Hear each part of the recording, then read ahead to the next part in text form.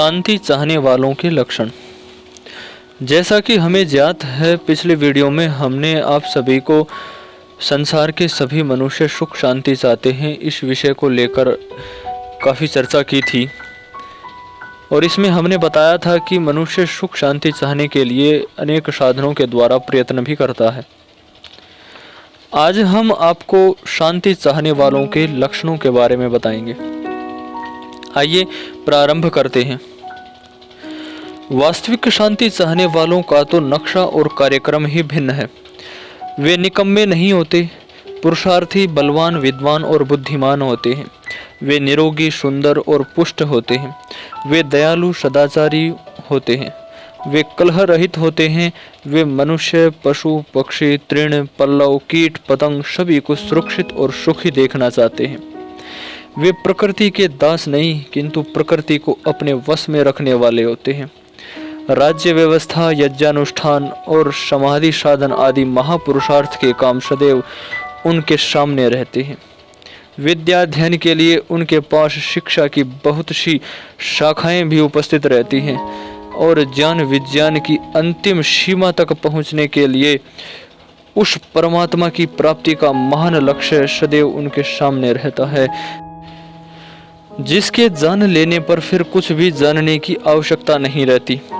शांति चाहने वालों की वास्तविक शांति का यही एक आदर्श है। इस प्रकार की शांति आलसियों, अकर्मण्यों और भीरुओं की नहीं होती। ये होती है तो केवल महापुरुषार्थियों की होती है। इस शांति का वास्तविक अभिप्राय ईर्ष्या, द्वेष, कलह और लड़ाई आदि की निवृत्ति, रोग, दोष, दुख, दरिद्र की समाप्ति, पशु पक्षियों के करुण क्रंदन का अंत और वृक्षों पर चलती हुई कुल्हाड़ियों की रोक तथा समस्त संसार को एक राष्ट्र के नीचे लाकर धर्म पूर्वक साम्य भाव से सबको सबसे सुख पहुंचाने का स्वर्गीय प्रबंध है। यही शांति चाहने वालों का अंतिम ध्येय है। जो लोग लड़ाई झगड़े, स्वार्थ और कुटिलता से मनुष्य, पशु पक्षी, कीट पतंग को दुखी बनाकर स्वयं कृत्रिम, अस्वाभाविक और काल्पनिक बल बुद्धि का स्वप्न देखना चाहते हैं, उनका वह अशांति से उत्पन्न हुआ बल और विज्ञान स्वप्न प्राप्ति ही है। वास्तविक नहीं, यथार्थ नहीं, केवल स्वप्न है। इसका प्रमाण हमें प्रत्यक्ष मिल रहा है। हम देख रहे हैं कि वर्तमान वैज्ञानिक संसार धीरे धीरे शारीरिक और मानसिक बल खोता जाता है। उसके शरीर से वह शक्ति हटती जाती है जो कठिन कामों को करने के लिए उत्साह दिलाती है। इसका कारण यही है कि वैज्ञानिक उन्नति यंत्रों का आविष्कार करके शारीरिक श्रमों में कमी उत्पन्न कर देती है और यांत्रिक मनुष्यों के शरीर निर्बल हो जाते हैं। शारीरिक निर्बलता के साथ साथ हृदय भी निर्बल हो जाता है और हृदय की निर्बलता के कारण मस्तिष्क स्थिर नहीं रहता। मनुष्य भीरू अर्थात डरपोक बन जाता है।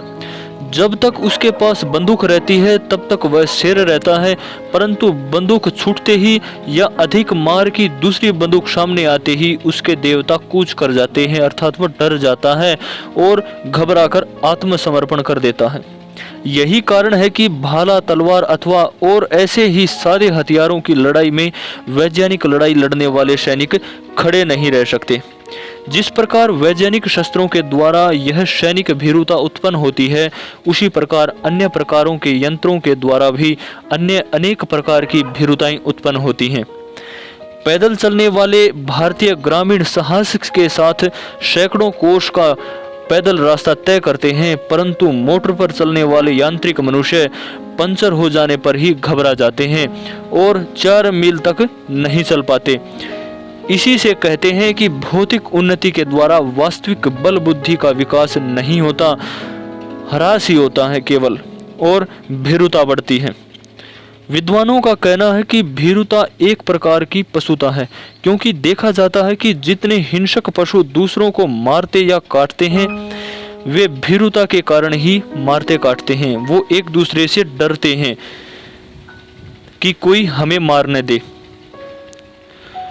वे भी डर के मारे किसी का विश्वास नहीं करते और बिना कारण सारी दुनिया को असमर्थ बनाकर मार डालने का उपाय किया करते हैं। इसका फल यह होता है कि इनकी इस स्वार्थ बुद्धि से उत्पन्न हुई शारीरिक और मानसिक निर्बलता उनके शरीर की बनावट पर बहुत बुरा प्रभाव करती है। इस प्रभाव से उनके चेहरे कुरूप हो जाते हैं, आंखों से मधुरता चली जाती है और मुखमंडल से सौम्य भाव चला जाता है। आजकल यूरोप निवासियों के चेहरे इसी ढंग के हो गए हैं, परंतु दुख से कहना पड़ता है कि उनको अपने इस पतन की खबर नहीं है। वे नहीं जानते कि उनका किस प्रकार पतन हो रहा है, उनको खबर नहीं है कि किस प्रकार की कुरूपता और भयंकरता बढ़ रही है, किस प्रकार बुद्धि में पार्श्व तत्व प्रविष्ट हो रहे हैं और किस प्रकार के चेतन जगत से दूर होते जाते हैं। उन्हें नहीं सूझता कि रेल, मोटर, मिल इंजन और इसी प्रकार के अन्य समस्त भौतिक पदार्थों के संस्कार उनको कहाँ ले जा रहे हैं।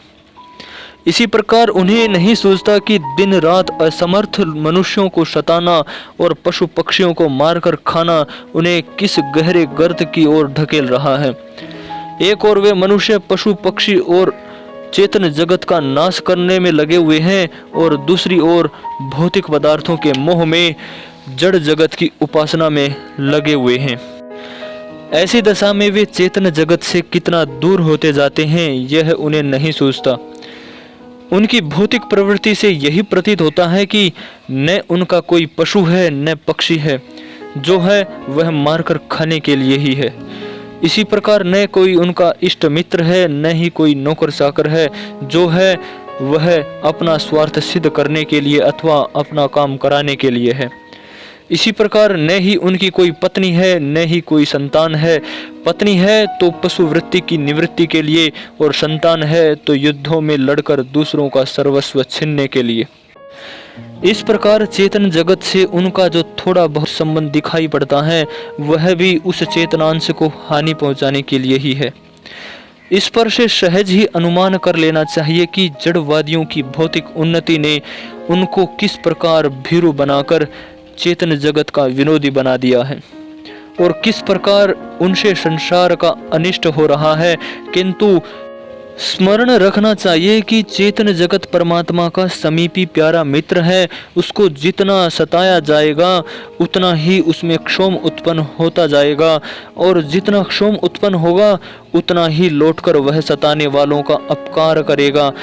आज संसार में जो अशांति हो रही है, कलह, लड़ाई, बीमारी और दुष्काल हो रहे हैं, इन सब का कारण उक्त चेतन क्षोभ ही है। इसीलिए इस जड़ उपासना और चेतन अवहेलना की इस बढ़ती हुई बाढ़ से अब सहृदय पुरुष घबराने लगे हैं। यूरोप से ही इस बाढ़ का प्रारंभ हुआ है और वहीं पर इसके ताड़ने वाले भी उत्पन्न हो गए हैं। यही कारण है कि वहाँ के विद्वानों ने इस भौतिक उन्नति की अनिष्टता पर प्रकाश डालने के लिए अनेक ग्रंथ और लेख लिखे हैं। उन्हीं में से जर्मन निवासी अडोल्फ जस्ट नामी विद्वान की रिटर्न टू नेचर नामी पुस्तक से हम दुखों के कारणों के कुछ उदाहरण आपको अगले वीडियो में बताएंगे। अगले वीडियो सबसे पहले पाने के लिए प्राचीन शिक्षा और संस्कृति यूट्यूब चैनल को जरूर सब्सक्राइब करें, साथ ही बेल आइकन दबाना बिल्कुल न भूलें, जिससे हमारी नई वीडियो की नोटिफिकेशन आपको सबसे पहले मिल सके। धन्यवाद, फिर मिलेंगे अगली नई वीडियो में।